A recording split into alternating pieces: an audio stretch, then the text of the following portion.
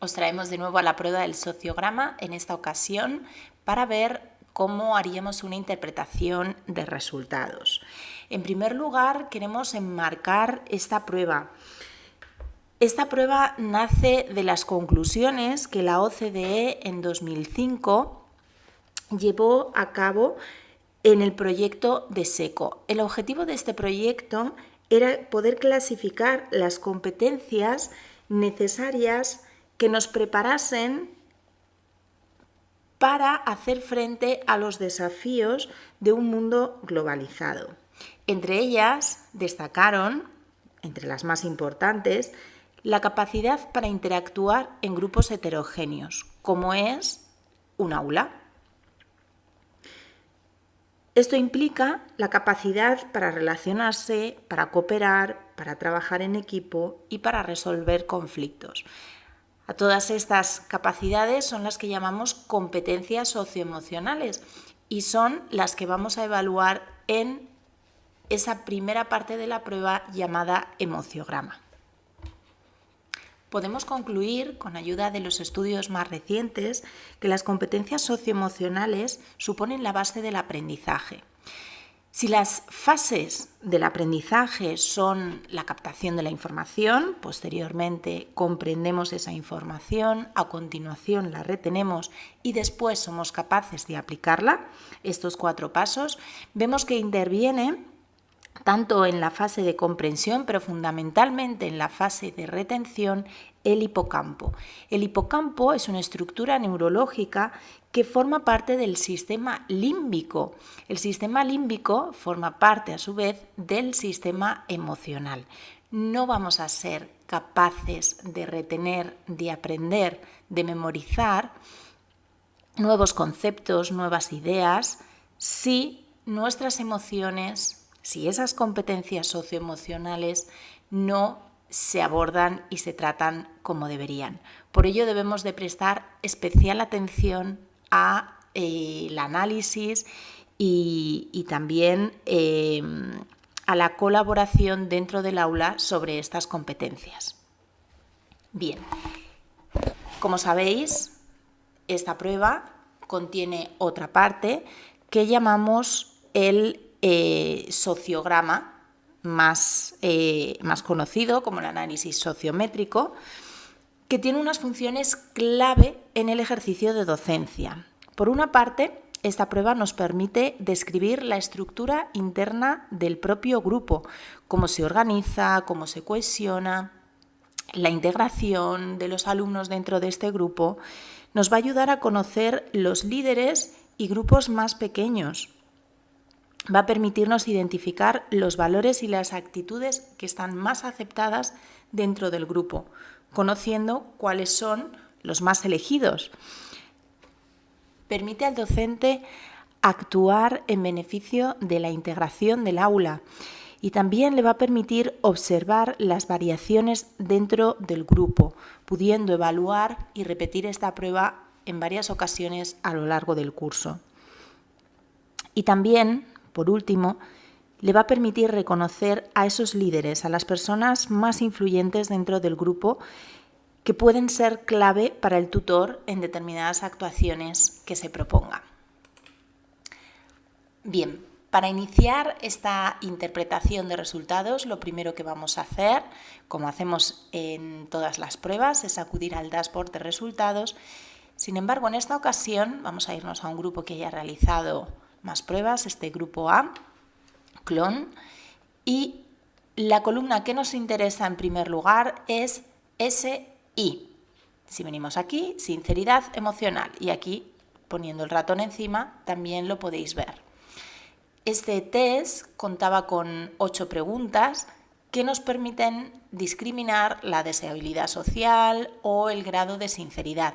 Cuando hablamos de sinceridad, no siempre tiene por qué ser intencionada. En muchas ocasiones puede deberse una baja sinceridad a que no han comprendido bien las preguntas, lo han hecho azarosamente o bien han querido realmente dar una imagen diferente a la real.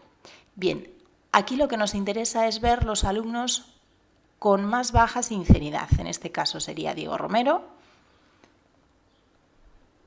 Emiliano, Alejandra y podríamos decir que Daniela también. Una vez tenemos identificados estos alumnos, nos volveríamos a los informes grupales. Buscamos el grupo que estábamos analizando y nos venimos al emociograma. Aquí vemos una clase prototípica en la que se van distribuyendo los alumnos en función de sus resultados. Tenemos alumnos por encima que superan las escalas de empatía, asertividad, regulación emocional interpersonal, trabajo en equipo y resolución de conflictos, y otros que no son capaces. Veamos los que no son capaces de superar esas preguntas y mostrando una empatía baja. Vemos a estos alumnos, identificamos a alguno que habíamos hablado, Diego, Emiliano, con baja sinceridad. Sería importante tratar de hablar con ellos o incluso volver a hacer la prueba con estos alumnos. Iríamos viendo cuáles son los alumnos que han superado y los que no. Vemos también el porcentaje, lo que les acerca o les aleja de la media. Para ver los que están más próximos, con un 42%, están muy cerca del 50% de superación.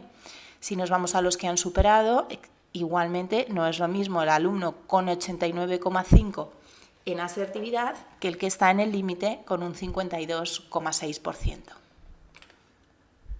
De esta manera iríamos analizando grupo por grupo los que se encuentran por encima y los que se encuentran por debajo, para ver a los alumnos más empáticos, más asertivos, con mejores habilidades para resolver conflictos.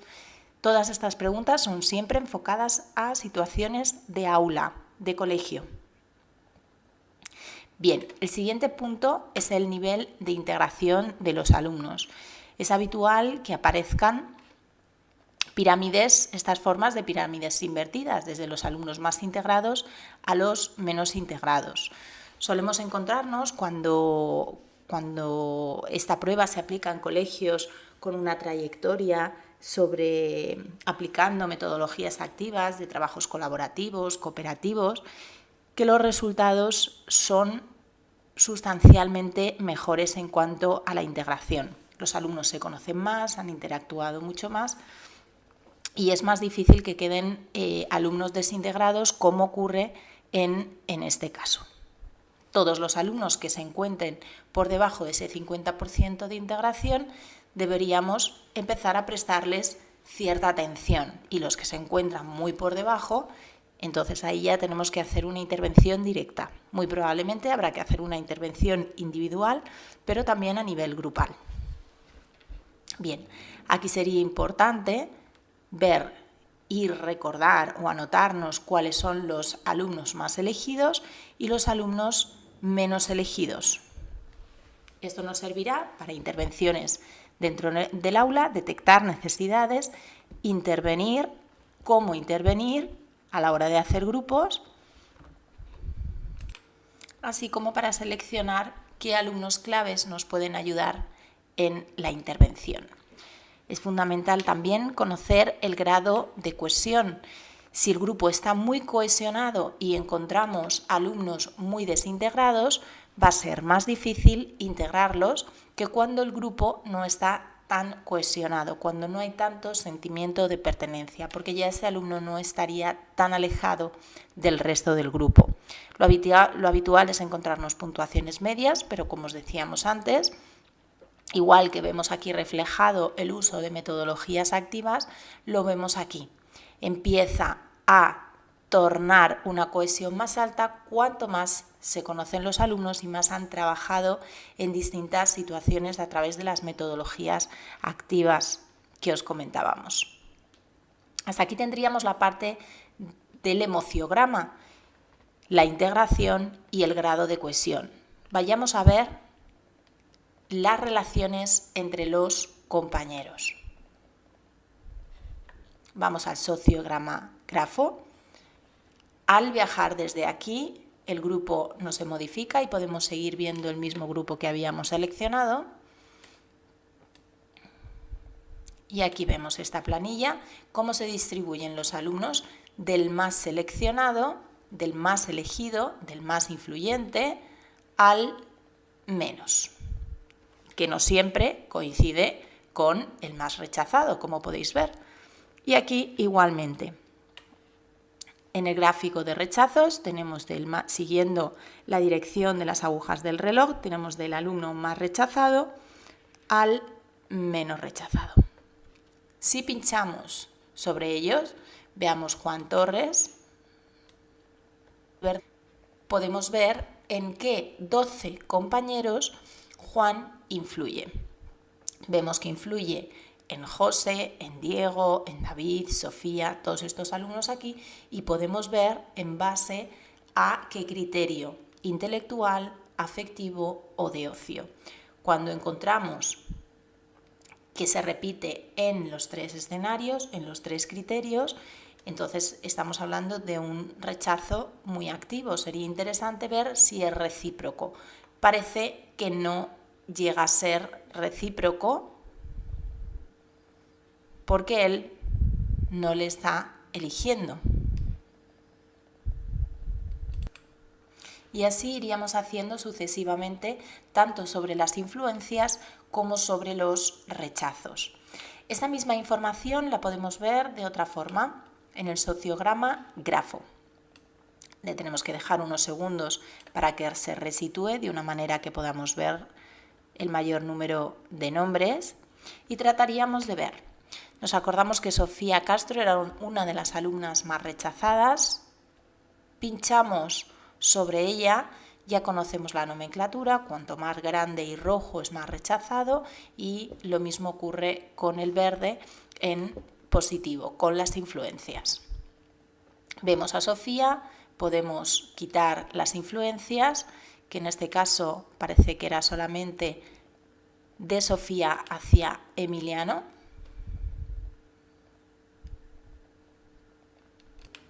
Y aquí vemos todos los rechazos con mucha claridad que está recibiendo. Nos permite discriminar si los rechazos que recibe son de alumnos muy elegidos o muy rechazados, lo cual es importante cara a una intervención.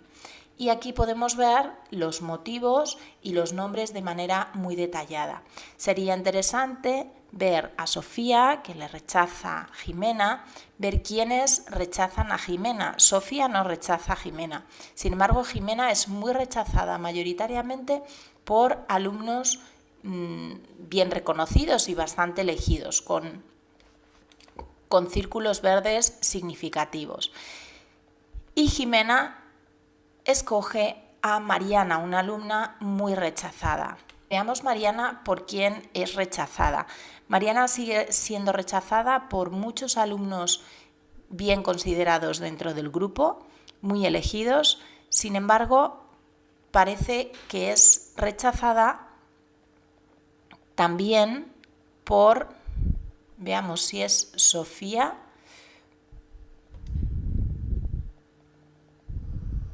Sí, por Sofía Castro, con lo cual quizás en el rechazo a Jimena de Sofía parece que interviene el rechazo de Mariana. Que Jimena se relacione con Mariana podría tener algo que ver con el rechazo de Sofía. Esta es la idea, poder ir navegando por cada uno de los alumnos e ir viendo cuáles son las influencias y cuáles son los rechazos en cada uno de ellos. Esto es muy útil a la hora de hacer una intervención para mejorar el clima del aula, pero para hacer agrupamientos quizás nos sea mucho más útil utilizar el sociograma fijo. Este os lo podéis imprimir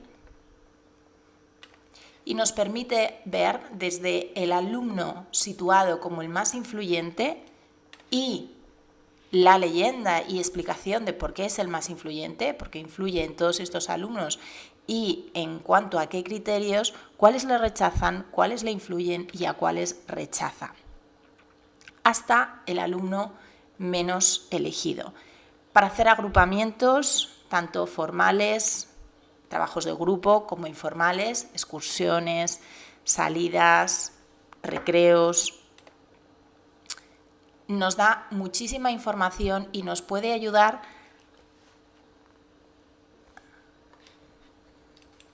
no solo a generar grupos más eficientes y menos conflictivos a la hora de trabajar o desempeñar las tareas que se propongan o actividades, sino también para mejorar de manera global el clima del aula, ir dando la oportunidad a que los alumnos se conozcan en distintas facetas, dando la oportunidad de que los alumnos demuestren que pueden no ser muy habilidosos en unas actividades, pero sí en otras, y generar un ambiente de tolerancia y de respeto. Bien, en todo esto podéis ir analizando pues, cuáles son los alumnos con mayor liderazgo, los que denominamos la eminencia gris, que sigue al líder pero que no es especialmente visto por el resto de compañeros. Podéis analizar al alumno más marginado. En esta prueba no podemos detectar alumnos aislados. Veréis que no hay ningún alumno que no reciba esas elecciones o rechazos. Siempre aparecen esos alumnos porque hemos elegido el formato de pregunta en el que forzosamente nos tienen que dar 3 nombres. Como veis, tiene un potencial esta prueba de trabajo en el aula increíble. Así que os animamos a que utilicéis esta prueba, a darla a conocer en su complejidad y que lo disfrutéis y que consigáis transmitir la utilidad, por tanto, de esta prueba. Esperamos que os haya gustado y os haya sido de utilidad este vídeo.